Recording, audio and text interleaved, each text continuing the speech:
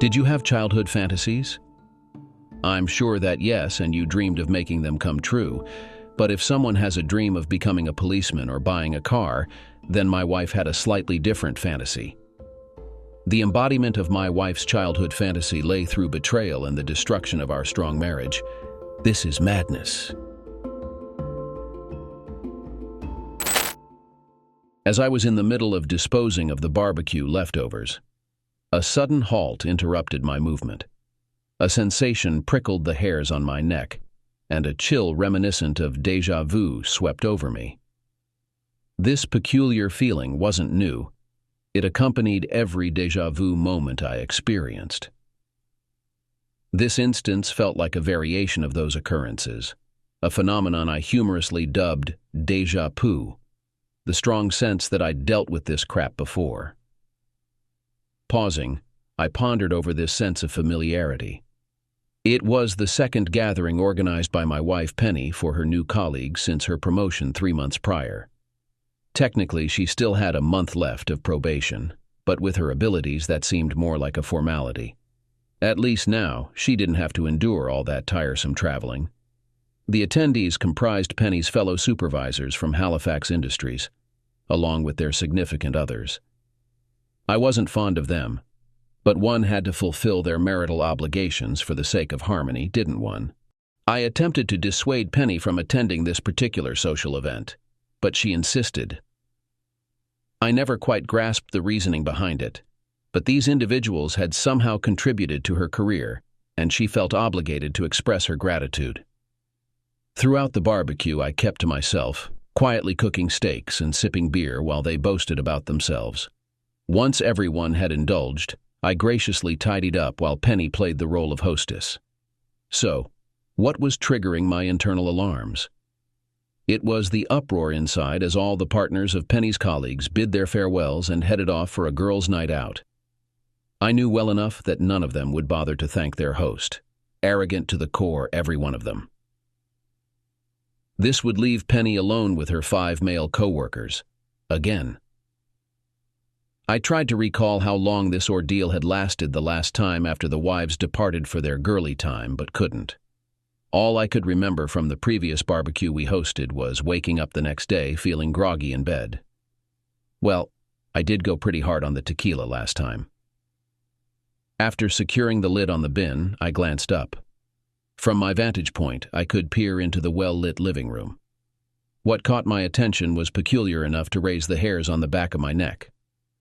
All of Penny's friends were seated in the living room, while Penny herself stood in the kitchen doorway conversing with them. As I observed, she cast a quick glance over her shoulder, past the kitchen, towards the brightly illuminated entertainment area on the deck overlooking the backyard. It was evident she was ensuring no one entered unexpectedly, which was unsettling since I was the only one outside. What could she be discussing that she didn't want me to overhear? Deciding to remain vigilant, I sensed something amiss. That's what my intuition was signaling, and experience had taught me to heed it. Returning to the deck to finish cleaning up seemed prudent. As I reappeared in the light, Penny leaned out of the patio door. "Are you almost done, Kisa?" "Yep, just need to clean the grill, and I'll be right in. Give me about 5. She flashed the familiar smile that had captured my heart and slipped away into the kitchen. As I scrubbed the barbecue, I surreptitiously kept an eye on Penny. She was busy concocting a large pitcher of margaritas. Once done, she distributed the drinks among 7 glasses. My senses heightened when I noticed her retrieve an envelope from her pocket. They went into full alert mode as she glanced discreetly in my direction before tearing it open and emptying the powdery contents into one of the glasses. She stirred the drink for a good 30 seconds, all the while keeping her gaze fixed on me. Holding the glass up to the light, she scrutinized it before stealing another glance at me. Meanwhile, I continued to clean the barbecue, feigning ignorance. Penny's peculiar finale involved placing the special drink on the kitchen table along with the other glasses on a tray.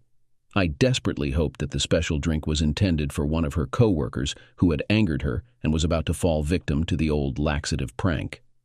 My last hope evaporated when Penny disappeared into the lounge with the tray. Unfazed by confusion, I completed the cleaning, covered the cooker, and ventured inside. My dreadful suspicions were confirmed upon re-entering the house. Penny entered from the opposite direction, picked up the spiked drink, and offered it to me. "I've prepared a drink for you, Kisa." I accepted the drink cautiously, treating it as though it were poison, but with more uncertainties than solutions. I needed to buy some time. I feigned taking a sip, noticing Penny's keen gaze on me, checking if I detected anything amiss. I complimented her on the taste. "How much have you had to drink tonight, Kisa?" "About 8 beers, I suppose," I lied. In reality, it was less than half that amount. "All right, I'll let the guys know they'll need to find their own way home then. Do you mind if I finish this in the other room, Dee Dee, and catch the end of the game? After all, it's not like your friends have been monopolizing my time all evening, right?" "No. Go ahead, Dave. It shouldn't be much longer now." With a peculiar glance, Penny turned and walked back into the living room. I remained in the kitchen, utterly perplexed. Why had Penny tampered with my drink? And what exactly had she added to it? Well, at least there was one question I could answer, perhaps. I accessed the medicine cabinet and found the expected bottle of sleeping pills right at the forefront. To double check, I opened the bottle and sniffed its contents before examining the mortar and pestle Penny always kept on the kitchen counter. Indeed, there was a residue of white powder inside, matching the scent of the pills in the bottle, confirming its use for grinding them. So, there it was. The implication was clear. I was intended to be incapacitated while Penny was alone in the house with 5 men. It didn't require exceptional intelligence to draw a dreadful conclusion from those circumstances. Yet, despite my deep affection for Penny and the assumption of her reciprocal feelings, my certainty couldn't surpass 99.9%. I craved that last 0.1%, and there was only one means of attaining it. I poured approximately a quarter of the drink down the sink before making my way from the den to the formal lounge located at the rear of the house. As I passed through, the conversation quieted, and several men glanced in my direction. Upon reaching the lounge, I switched on the TV and emptied another quarter of the glass into a potted plant. 10 minutes later, my attention drifted from the game playing on the screen as my mind swirled with questions. Suddenly, I detected movement in my peripheral vision. Without turning my head, I caught sight of Penny peering through the doorway, before vanishing once more. I concluded that I couldn't make any further progress with the information I currently had. I poured the remaining drink into the potted plant and checked the time. Impatiently, I waited, relieved at the slow passage of time. When the 10 minutes I had allocated to myself had elapsed, I rolled off the chair onto the floor with a thud, landing on my stomach. The sound must have carried to the adjacent room because Penny was beside me within moments, flipping me onto my back and examining my face, calling out my name. I could hear the rustle of her clothes as she got up and left the room. When she returned, I sensed that at least 2 of the guys were with her. I listened as she instructed them to lift me up, cautioning them to be careful. I discovered how challenging it is to fully relax in a hostile environment. They carried me somewhere and laid me on a bed. Since we hadn't ascended any stairs, it must have been the spare room downstairs. The situation didn't look promising. I felt the presence of all 3 of them still in the room. "I'll be there in a moment. I need to ensure he's comfortable." I heard their departing footsteps, muffled by the carpet, as Penny untied my shoes and took them off. She unfastened my belt and loosened my shirt before leaning in to kiss me on the cheek. "Sorry, Kisa. I do love you, and I regret that you've made this necessary. I promise this will be the last time." I noticed her departure, the sound of the door closing behind her echoing in the hallway. She seemed assured that I was deeply asleep, evident from her lack of effort to close the door quietly. In my mind, 99.9% certainty shifted to 99.999%. Reacting swiftly, I sprang up and pressed my ear against the door for a moment before cautiously cracking it open. Laughter and giggles reached my ears, along with the unsettling sound of multiple sets of footsteps ascending the stairs. The upstairs area consisted solely of bedrooms and bathrooms. After allowing them a brief head start to ensure there were no lingering individuals, I ascended the stairs with silent steps. Outside the closed master bedroom door, I waited until my heart rate subsided below 200 beats per minute. Despite my efforts, The noises emanating from within prevented my heart rate from dropping below the double century. Mustering my resolve, I took a deep breath and opened the door with great care. The remaining 0.01% certainty hit me like a freight train.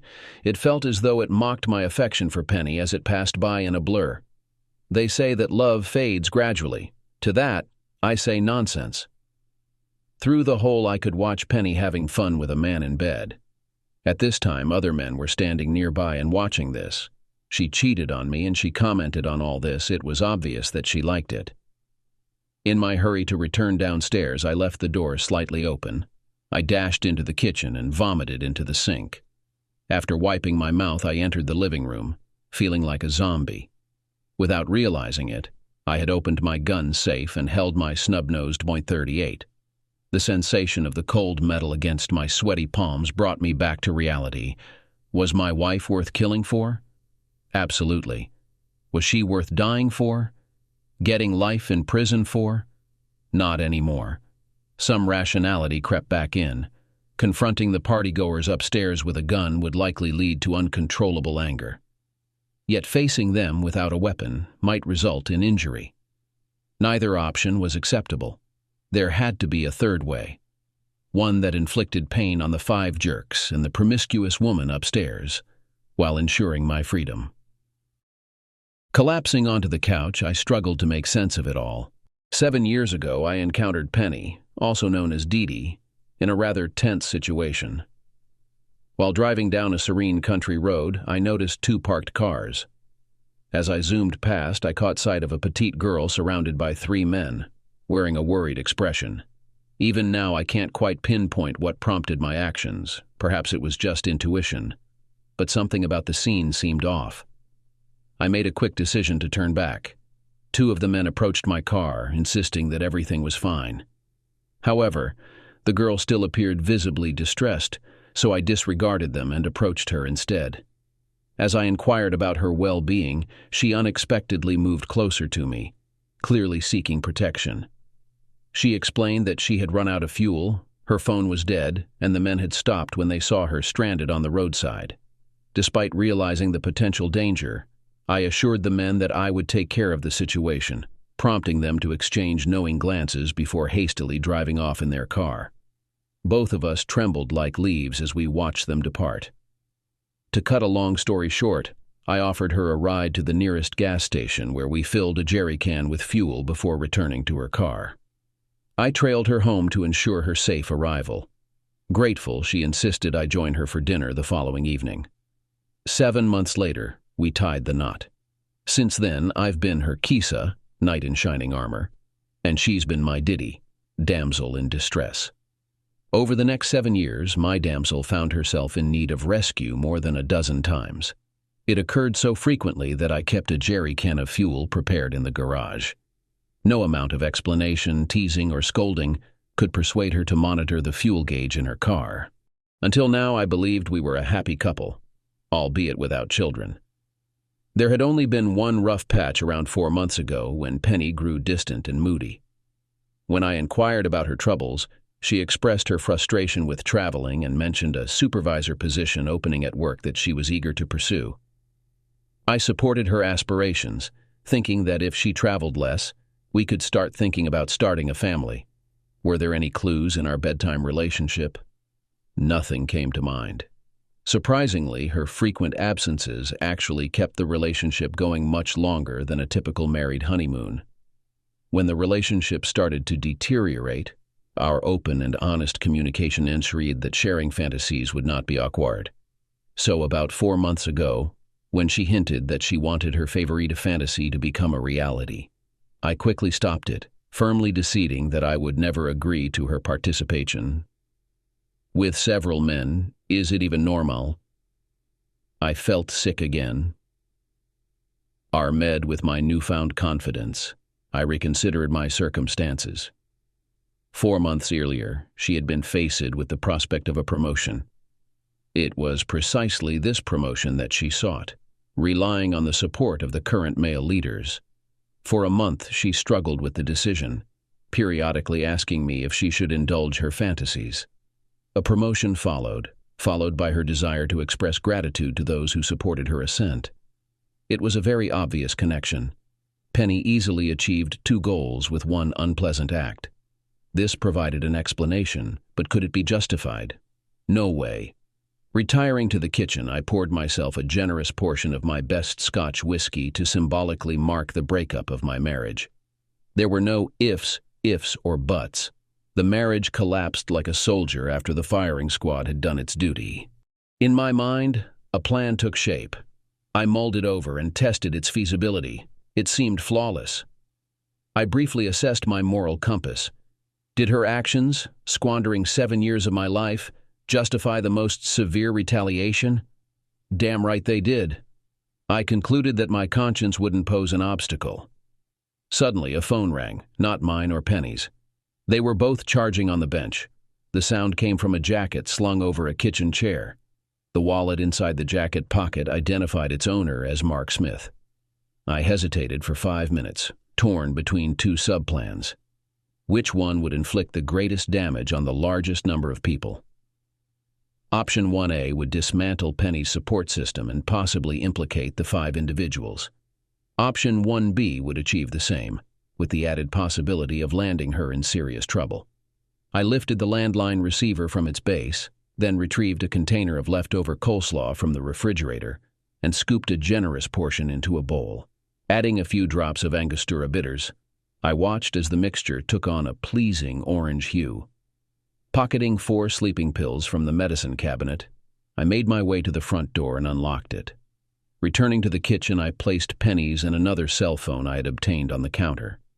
After locating 2 thick candles, I awkwardly carried everything but the phones to the spare bedroom, dumping them on the bed. Checking off items mentally, I confirmed I had everything I needed before silently ascending the stairs. Eager to make use of the commotion emanating from the master bedroom, I speed-dialed Penny's parents on her phone and held it up to the door crack.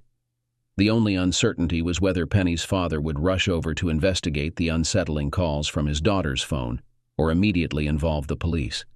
Regardless, Penny's familial reputation was bound to plummet and law enforcement would soon be involved.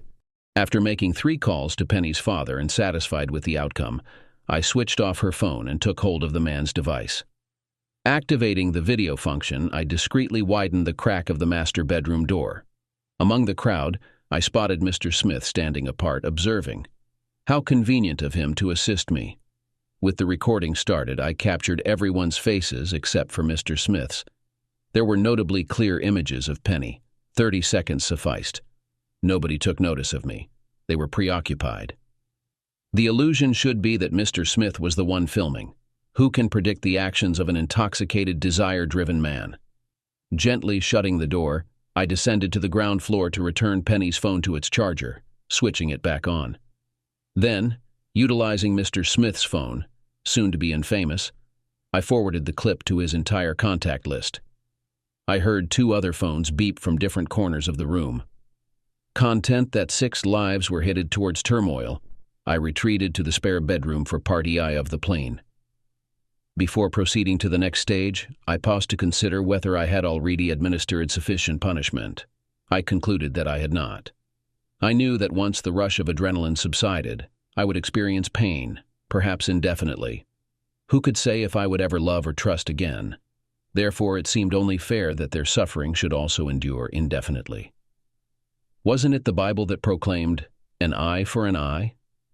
Well, the Dave Brown corollary goes, an eye, a nose, an ear, and all their damned teeth for an eye. For part 2, I shut off the heating duct in the spare bedroom, loosened the light bulb, and opened the window to let in the crisp, cold outside air to cool the room swiftly.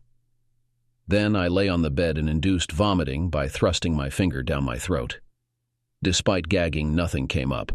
I hoped I hadn't expelled all my dinner during my previous bout of vomiting in the kitchen sink. The second attempt was successful, although vomiting onto the pillow beside me hardly felt like a triumph. It was utterly repulsive. The odor almost triggered another wave of nausea, but thankfully, I managed to suppress it through sheer concentration. I placed the bowl of coleslaw and sleeping pills beside me, ready for action, and positioned a candle under each armpit, aligned with my nipples. I rehearsed tightening my upper arm against my side, ensuring that when I did so, the radial pulse in my wrist disappeared. I didn't know whether it would be the police or one of my in-laws who entered the room first, but whoever it was, they would be shocked by what they discovered.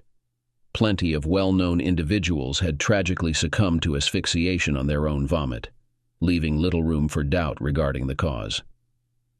The nauseating smell and sight of vomit, combined with a mouthful of coleslaw, would easily be mistaken for regurgitation in the dim lighting. Furthermore, the lifeless, motionless body devoid of breath and pulse. Undoubtedly, whoever stumbled upon me would promptly summon an ambulance, prompting Penny to disclose the details of the sleeping pills, igniting a chain of events. The ensuing video footage would amplify the repercussions. I could only hope that the first responder wouldn't think to check for a carotid pulse in my neck. As I waited for the show to begin, I struggled between tuning out Penny's betrayal and staying alert for any visitors. It seems the former prevailed, as I was abruptly snapped back to attention by a booming shout from my wife's father. I hadn't even noticed his arrival. "Penny, what in the world is happening here?" His outburst was soon joined by a shriek from her mother and a cry from Penny. This one seemed distinct from the previous ones, and I found a grim satisfaction in that. However, I couldn't dwell on it for long. Action was necessary. I hastily swallowed the 4 sleeping pills and took a bite of the slaw before slipping the bowl under the bed.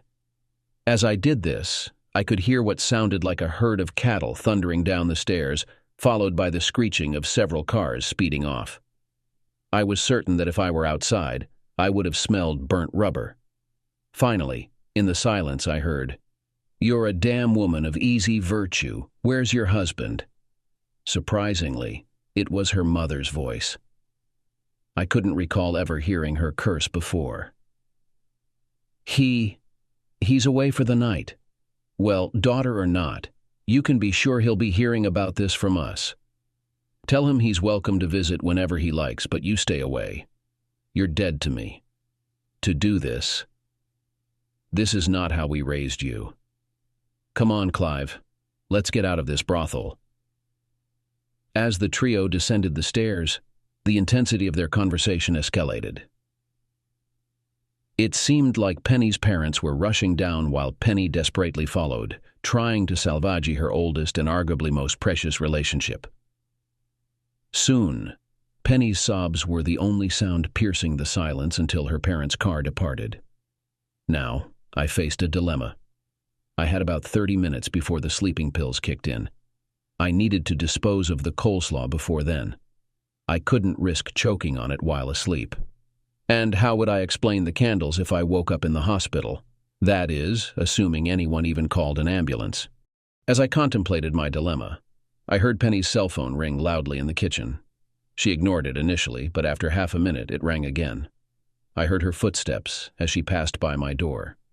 I missed the beginning of the conversation, but then her voice grew louder and louder. Soon she was standing right outside the spare room door. "What video, Tanya?" There was silence. "Oh God, not Christine. She's Matt's wife. He was one of the... Oh fuck, what have I done? God, no." If I had to guess, the crash that followed was the sound of a cell phone hitting the floor, and the scraping noise was someone sliding down a wall when their legs gave out. I should have felt protective towards my wife's wrenching sobs, but all I felt was impatience. Decision time was quickly approaching. Let's assess the situation. Family torn apart, job ruined. With so many contacts in her address book, it's unlikely her bosses wouldn't find out. Penny's boss might have even been among the recipients. Any mutual friends between Dave and Penny? Probably lost after the public revelation that she had hospitalized me. Penny, there's only one option left. Wake your husband up and plead for his forgiveness. Well, at least try to. Just call an ambulance already. I was overwhelmed by waves of exhaustion. I even considered eating the slaw before I finally heard movement. It seemed like someone was getting up. The sound of the door opening reached my ears. Light from the hallway spilled into the room. Penny must have noticed the vomit either by smell or sight on the pillow because she gasped and rushed to the bed. Dave, wake up." With no reaction from me, she dashed to the light switch and I heard it clicking repeatedly. But of course the bulb was unscrewed. Penny cursed. Returning, she confronted me closely. I sensed the instant she spotted the slaw as she let out a loud gasp. "No. No, no." I could feel her warm breath, tinged with tequila, brushing against my cheeks. She sat on the bed and seized my left forearm. I anticipated it would feel cold to her touch and tensed it slightly while keeping my upper arm pressed to my side. She attempted unsuccessfully to locate my pulse. Then, reminiscent of scenes from movies, she pressed her cheek against my mouth to detect any breath. I held it, praying she wouldn't detect the scent of coleslaw, or if she did, attribute it to dinner earlier. Yet it was improbable she'd smell slaw amidst the overpowering, putrid odor of my vomit. Wetness hit my face, but I resisted the reflex to flinch or wipe it away. I recognized the sensation as Penny's tears, accompanied by her stifled sobs. She hurried around the bed, searching for a pulse in my other cold, stiff arm, finding none. Her reaction struck me as odd. A small moan escalated into a deep groan, culminating in vomiting. Whether it was triggered by the sight of my stomach contents on the pillow or by the realization of her actions, I couldn't say. All I knew was that she fled to the bathroom. Thank goodness, I thought, swallowing the slaw. It wasn't terrible. Maybe now she'll call for help. In a daze, I rose, placed the 2 candles on the bookshelf, then tossed the coleslaw bowl out the window before quietly closing it. Just another party left over. I collapsed back onto the bed in nearly the same position. Minutes later, the pills took effect as I drifted into unconsciousness, still pondering what to say when I awoke in the hospital. Well, you're familiar with the saying about the best laid plans, aren't you? My awakening didn't match my expectations at all. I felt incredibly groggy and found myself still in the spare bedroom. It was daylight outside, but Penny was nowhere to be seen. I was shivering uncontrollably. I stumbled through the house, but it was deserted. That coward had fled.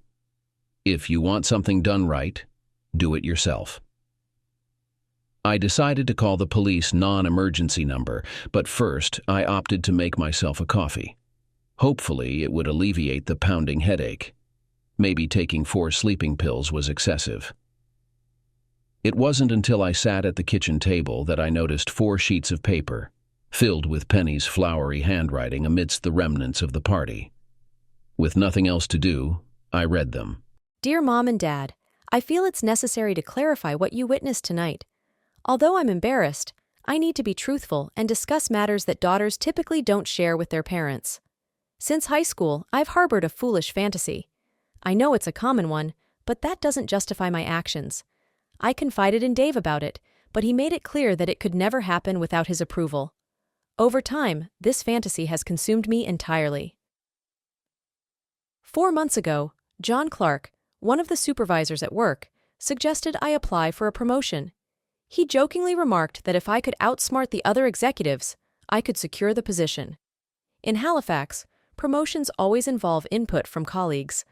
I think he sensed that his words struck a chord with me. He invited me to lunch, and inexplicably, my fantasy became a reality. I was desperate for the promotion to reduce my travel. He mentioned it to the others, and they were receptive, along with me in general. Initially, they proposed 6 sessions, but I managed to negotiate it down to 3. Can you believe it? I actually negotiated.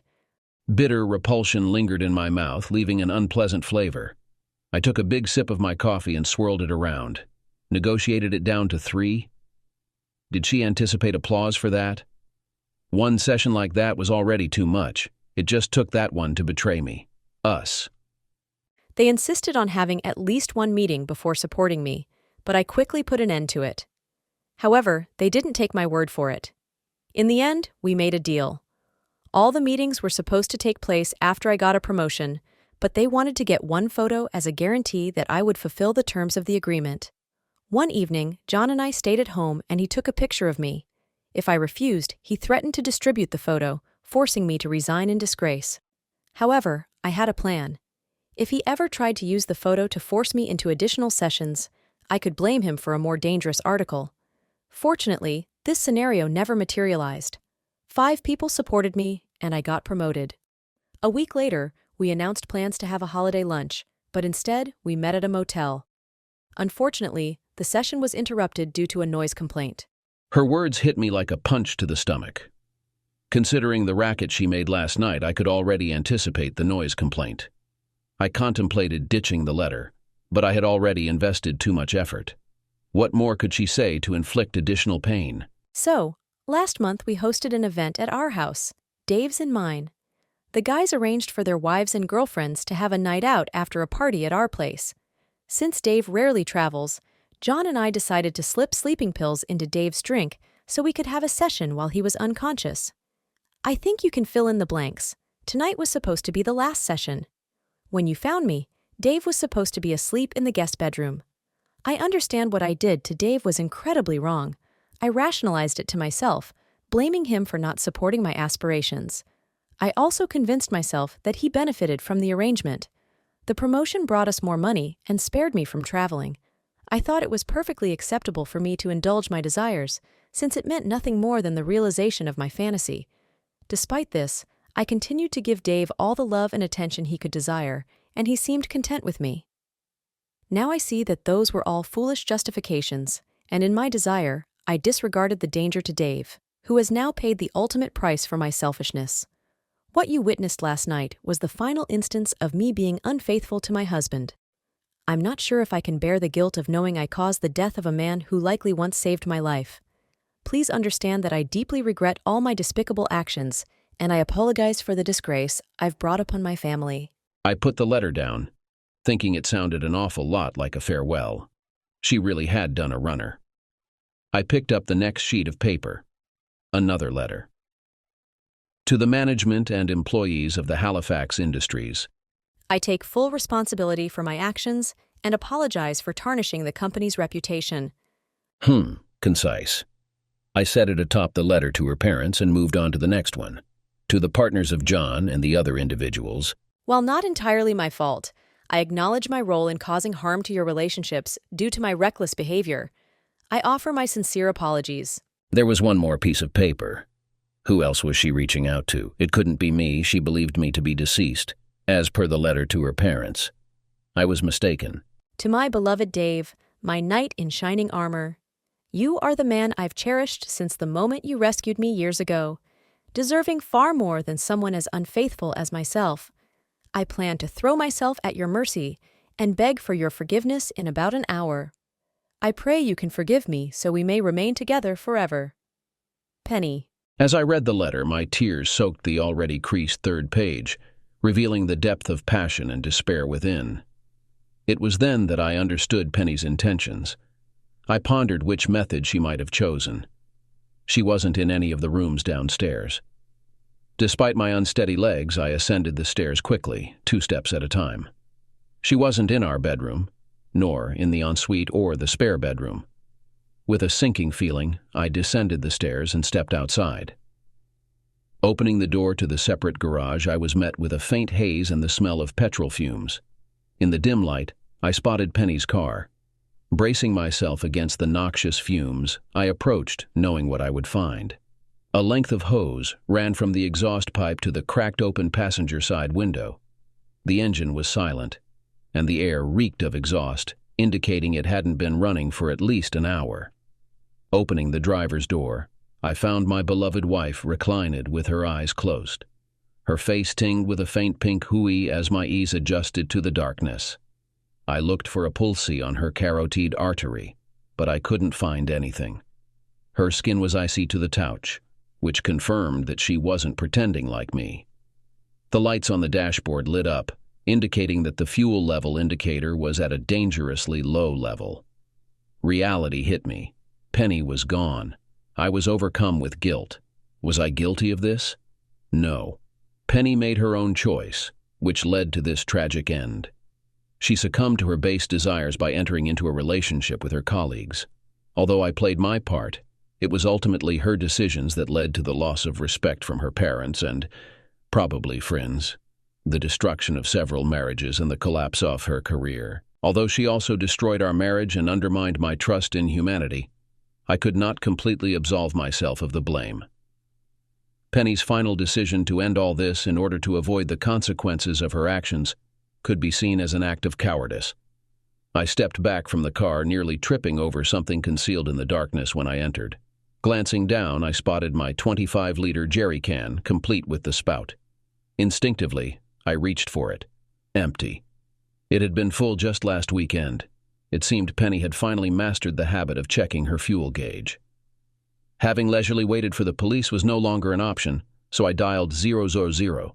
The ambulance arrived before the police just minutes before it became evident that Penny was indeed deceased. We left her in place for police examination. 2 officers took my statement, during which I recounted the events and presented my notes. Following a blood test, Penny's letter and testimony from several witnesses, John and others were arrested for their involvement in drugging me. The term accessory before the fact is quite fitting, isn't it? John, as the ringleader, received a 3-year sentence, while the others received minor penalties as it couldn't be proven they were aware of the drugging. 3 of them eventually divorced. The other had to beg so hard that he had indelible scars on his knees. The latter had to endure the torment of watching his wife go outside, pick up strangers, and bring them home. 3 years later, her husband found out about her actions and left her. Halifax Industries had to hire 6 new employees. Who would have thought that one petite woman could cause such chaos?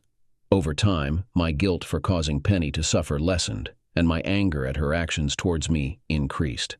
When the latter surpassed the former, I realized that it was time to move on. I met a wonderful divorced woman named Mary. I adore her, and she assures me that she would never betray me, but I still doubt it. That's the end of the story.